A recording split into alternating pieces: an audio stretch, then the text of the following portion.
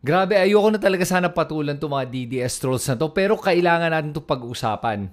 May nakita kasi akong pinost itong mga DDS trolls na to na fake news. At dito sa post na to, dalawang bagay ang pwedeng mapatunayan dito. Number one, na talagang bobo itong mga DDS trolls na to, hindi marunong magbasa, walang reading comprehension o kaya tamad magbasa. At number two, na nagpo-post sila ng mga ganitong impormasyon na alam nilang mali dahil naniniwala sila na ang mga supporters ni Duterte ay mga mangmang at mga bobo tulad nila. Ito yung post. Nag-comment sila dito sa post ng PTV, which is the Philippine State Media, na kinukumpirma ng PIDEA na nagnegatibo sa shabu, cocaine, marijuana at ecstasy ang 4 na ash samples mula sa sinirang iligal na droga sa Kapastarlak nitong Hunyo 25 ayon sa Malacanang. Ngayon ang comment na itong isang DDS vlogger na to ay, laka, ito yung sinindihan ni Johnson kailan lang? Kung negative sa kahit anong substance, ano yung sinunog niya? Guni-guni? So parang pinapalabas niya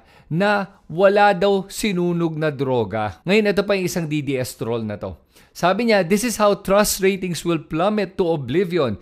PIDEA is under the office of the president. Still, you want us to believe this wishy-washy? Na pinalalabas din niya dito na wala naman daw sinunog dahil nung na-test, walang nakitang droga. Pero pag binasa mo yung buong article ng PTV Media, klaro dito na the seized shabu and other dangerous drugs amounting to about 9.4 billion that were previously destroyed in Kapastarlak yielded no residual traces according to PIDEA. Tapos sinabi pa dito na PIDEA tested the ashes retrieved from the thermal facility to ensure accountability, complete destruction of the seized drugs, and adherence to environmental regulations. And all 4 ash samples tested negative for shabu, marijuana, and cocaine and ecstasy, it added, confirming the thoroughness of the incineration process. And the entire process from the capture of illegal drugs to its destruction and the ash testing that follows ensures transparency to counter allegations